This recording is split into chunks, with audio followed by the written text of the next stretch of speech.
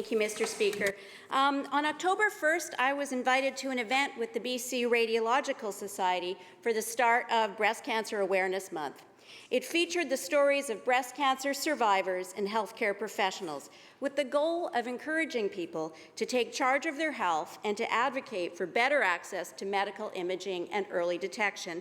And I understand, Mr. Speaker, that members of BCRS are actually tuned in today, this morning, to hear what I'm going to say. I'll read a quote from Dr. Yong Hing. "We all work as hard as we can, but there are not enough ultrasound technicians, not enough ultrasound machines, not enough breast radiologists. There just isn't enough capacity." It's because of that meeting that I chose the topic today of timely access to medical imaging. Patients and physicians rely on medical imaging for diagnosis on a wide range of medical conditions. Medical imaging is an essential part of the entire healthcare continuum, and we all deserve timely access to it. A few months of waiting makes a huge difference in cancer treatment. The longer the delay, the more likely cancers are identified at a more advanced stage, which will be more difficult to treat with less chance of success.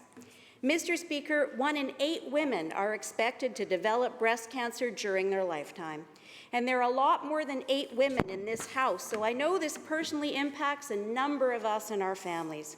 Of those diagnosed, Mr. Speaker, 1 in 30 will die of it. I was surprised to learn that 85% of women diagnosed have no family history of breast cancer.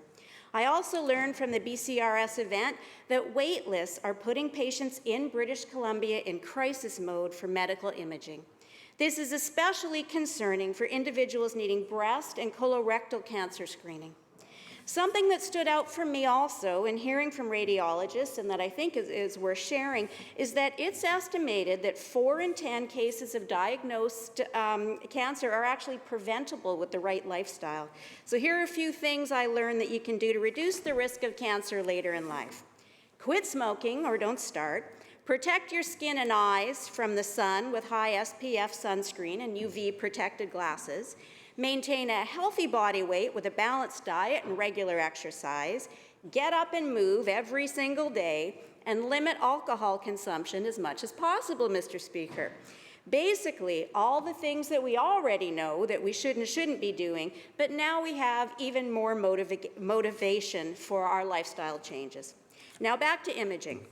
I have shared my own story many times now about how very lucky I am that early detection, because I went for my mammogram as soon as I got that BC Cancer Letter reminder. So early detection is absolutely critical. But what I haven't talked about, Mr. Speaker, was the stress and frustration of actually trying to get booked for my MRI. It felt like the Hunger Games. I couldn't get the surgery until the MRI. I couldn't get the MRI. I was going on a wait list. It was at least a month, and I might have to go at 3 o'clock in the morning to Abbotsford, which is not particularly close to North Vancouver. Until I experienced this myself, I didn't understand the difficulty in accessing medical imaging in BC, and I didn't understand the actual stress that it put on a person's life. Now, I heard a story last month on CTV which really resonated with my own experience. 3 months after Christina Tanner was told she needed a biopsy to determine if she had breast cancer, the procedure finally happened this week.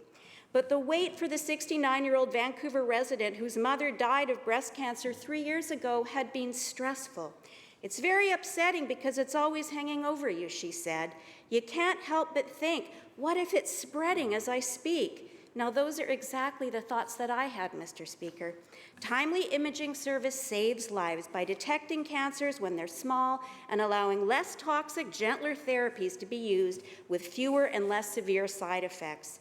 In the case of screening mammography, it leads to a 25% reduction in advanced stage breast cancers and a 41% reduction in mortality. However, here in BC, radiologists like Dr. Yong Hing and Dr. Gordon are sounding the alarm about the long wait lists that we have for hundreds of thousands of patients who need medical imaging in this province. In September, the BC Radiological Society sent an urgent letter to the Health Minister, and I quote from it, We fear for the tsunami of cancer cases, including those initially detected at stage 2 and above, that may be coming to BC because of delayed access to medical imaging, end quote. And they're asking to work with the province to address this urgent issue. Specifically, radiologists are asking for 4 things. The first is to deal with the critical shortage of medical imaging technologists. A health human resources solution must be developed to train, recruit, and retain technologists. The second is the need for new equipment to keep up with the demand and the long-term capital plan to invest in innovative technologies. The third concerns the delayed access to breast imaging as radiologists call for action to reduce wait times for breast biopsies and supplemental imaging for patients with higher risk.